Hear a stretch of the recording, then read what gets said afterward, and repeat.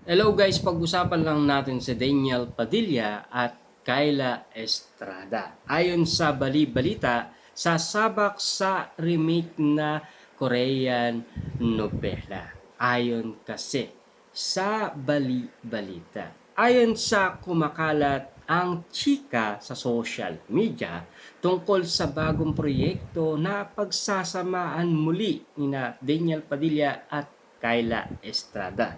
Alam natin kasi meron na silang pinagbidaan. Walang iba kundi ang incognito.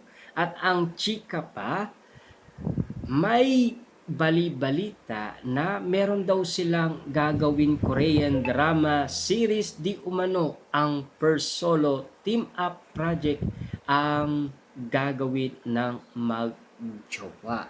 Yan kasi ang mga nababalitaan natin na pasabog ng balita. Ayon pa umano sa chika, sumabog ang chika sa first solo project ni Daniel Padilla at Kyla Estrada sa X, dating Twitter, na talagang pinag-uusapan, na talagang trending na trending at viral na viral ayon sa bali-balita. Ayon naman kasi sa iba't ibang mga netizens, ay bet ko naging fan na ako ni TJ since naging sila ni Kyla Estrada ayon kasi sa kanilang komento. Bet na bet, great 1 to watch ayon sa ibang mga netizens. Kung si Kyla yan, full support, lalong magaling mag-acting. Ayon naman kasi sa iba. Pero meron din kontra sa nababalitaan natin patungkol umano kina Daniel Padilla at Kyla Estrada. Solo project, hindi sila bagay on screen. Stay na lang sila off screen, private. Di talaga bagay, parang tita ni DJ si Kyla. True, bagay naman if acting skill usapan, but deny. I still don't like him.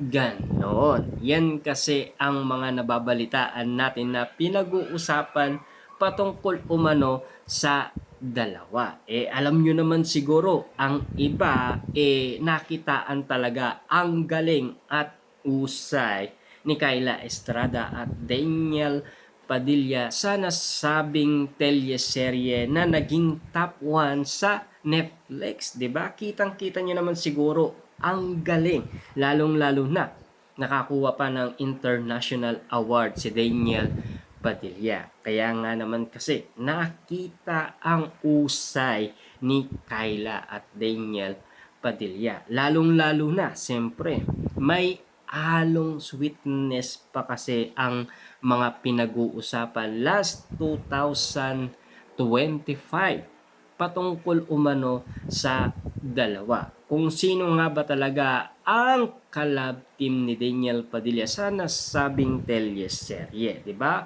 Pinag-awayan nga naman kasi noon yan. Pero tila hindi naman nagustuhan ng iba't ibang mga netizens na ipartner si DJ kay Kyla. Kasi parang tita daw ni DJ si Kyla kung tawagin ng iba. At tila hindi daw talaga sila bagay on screen. Kaya ang sinasabi nila, stay na lang daw sila off screen, private. Na alam nyo naman siguro, madalas kasing spotted ang dalawang pinag-uusapan at nagkikita di umano. Lalong-lalo na kasi sina Daniel Padilla at Kyla Estrada, parang iba na kasi ang nakikita at napapansin ng iba't ibang mga netizens. Tulad nito, meron tayong napapabalitaan na magkakaroon sila ng panibagong project na talagang tila pinag-uusapan na at sumabog na nga naman ito sa Twitter na ngayon ay tila viral na at trending na umano. Kaya nga naman kasi pinag-uusapan hanggang ngayon. Siyempre, alam nyo naman siguro kung kayo ay nagugustuhan ba ninyo na talagang magkakaroon ba sila ng love team na panibagong project na tila pinag-uusapan ay remake na Korean novela ang gagawin ni Daniel Padilla